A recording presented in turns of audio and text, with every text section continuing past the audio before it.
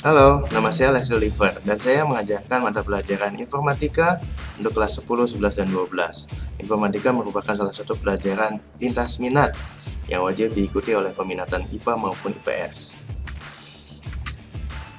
Di masa pandemi COVID-19 ini, kita tidak dapat melakukan pembelajaran seperti biasanya di sekolah, maka kalian akan melakukan pembelajaran di dalam rumah. Maka ada beberapa hal yang perlu diperhatikan, yang perlu dipersiapkan sebelum kita memulai pembelajaran. Yang pertama, hati yang mau belajar dan diajar. Kita pastikan kita memiliki hati dan kita bisa berdoa dulu sebelum kita memulai setiap pelajaran. Yang kedua, penampilan yang baik dan menarik. Meskipun ini dalam proses pembelajaran jarak jauh dan kami sebagai guru tidak bisa melihat kalian, tapi pastikan kalian memiliki satu sikap yang baik, pakaian yang rapih dan lengkap sehingga kalian bisa merasakan pembelajaran ini secara sungguh-sungguh.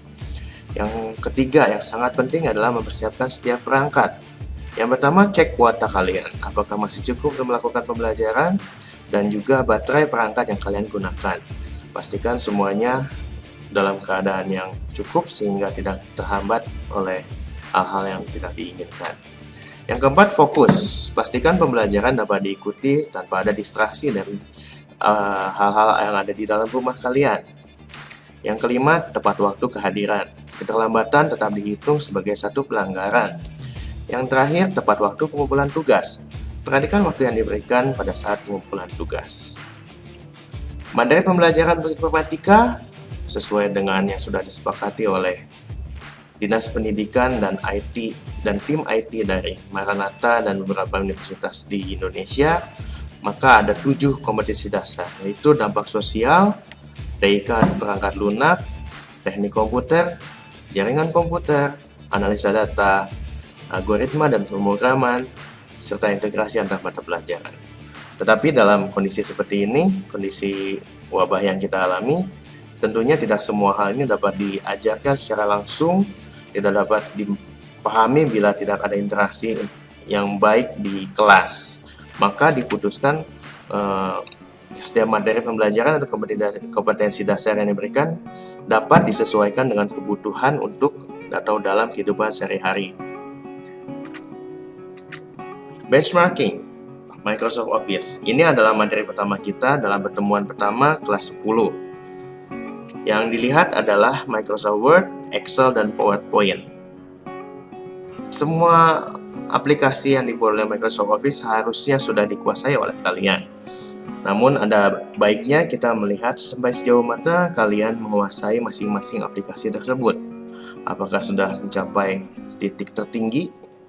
Apakah sudah mencapai kemampuan atau skill yang sangat baik, atau masih dalam tahap yang dasar atau harus dipoles sedikit demi sedikit.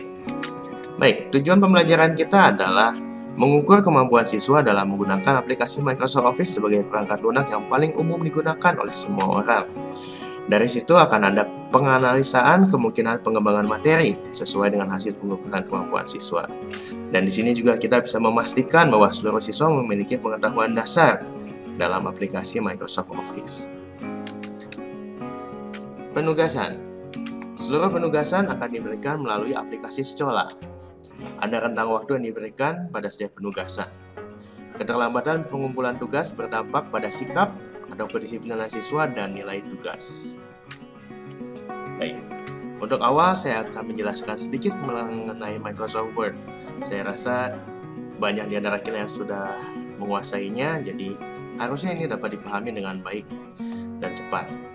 Yang pertama, Microsoft Word itu adalah sebuah aplikasi atau perangkat lunak pengolah kata.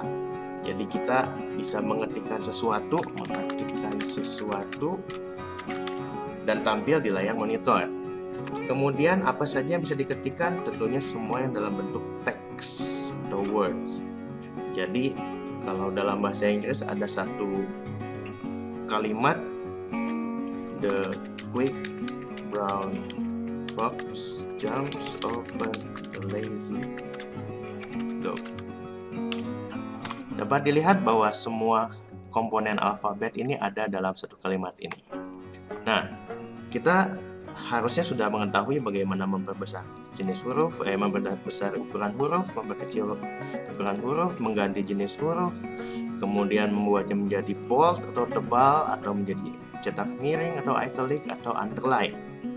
Kemudian bagaimana kalau kita mau mengganti, menghapus dengan menggunakan delete atau backspace. Ya, semua tombol-tombol itu ada di keyboard kalian, baik yang menggunakan perangkat handphone ataupun menggunakan laptop dan PC. Mengganti warna huruf, cukup blok huruf yang akan diganti warnanya dan pilih warnanya. Kemudian jika ada beberapa option atau pilihan, di sini kita mengenal istilah bullets and numbering. Misalnya pilihan 1,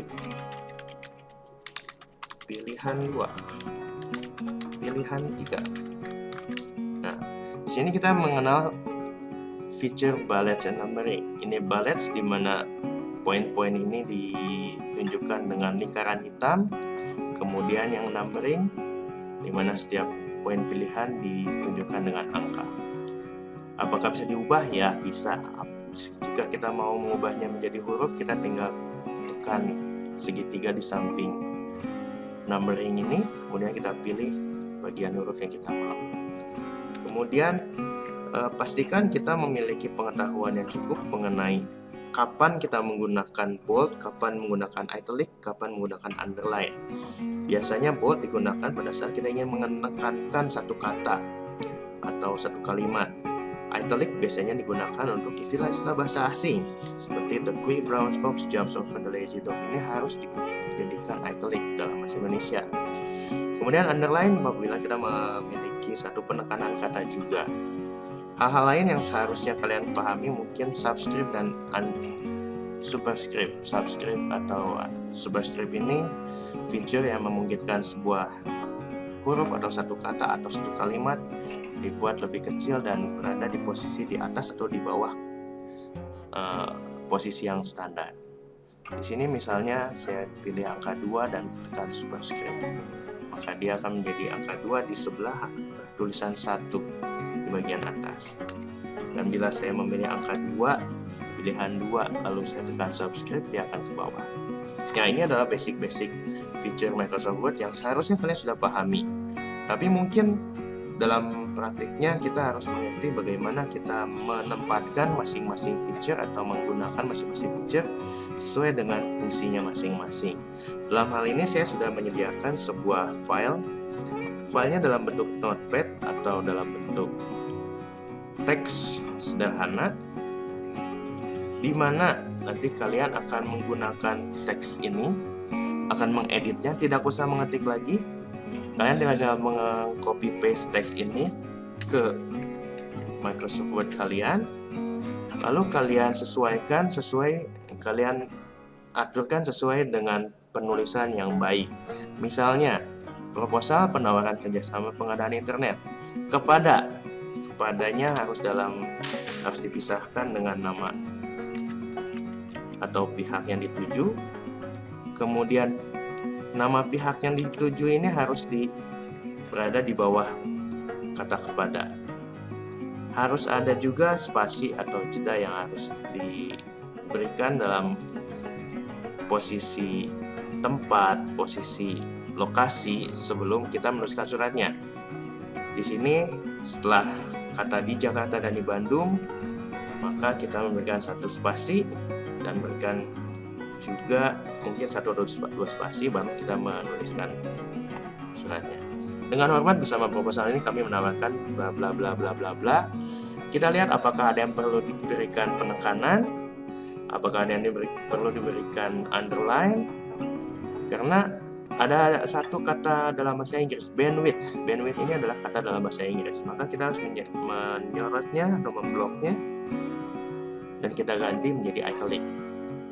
Kemudian kalau dibaca lebih lanjut, ada uptime juga perlu dijadikan italic. Di sini mungkin bentuk kerjasamanya seperti apa, itu yang perlu di bold ya. Pihak kami menyediakan seluruh perangkat, instalasi, technical support dan bandwidth yang dibutuhkan. Ini bisa di bold. Atau mungkin technical support ini harus dalam bentuk italic. Ini harus dalam bentuk italic. Ya, boleh dikerjakan sampai selesai karena ini tidak membutuhkan waktu lama. Sana saya pikir kita semua sudah menguasainya. Ya. Jadi ini adalah tugas pertama untuk pertemuan di awal hari ini. File-filenya akan disediakan di sekolah pada saat waktunya tiba pada jam pelajaran informatika kelas 10. Terima kasih.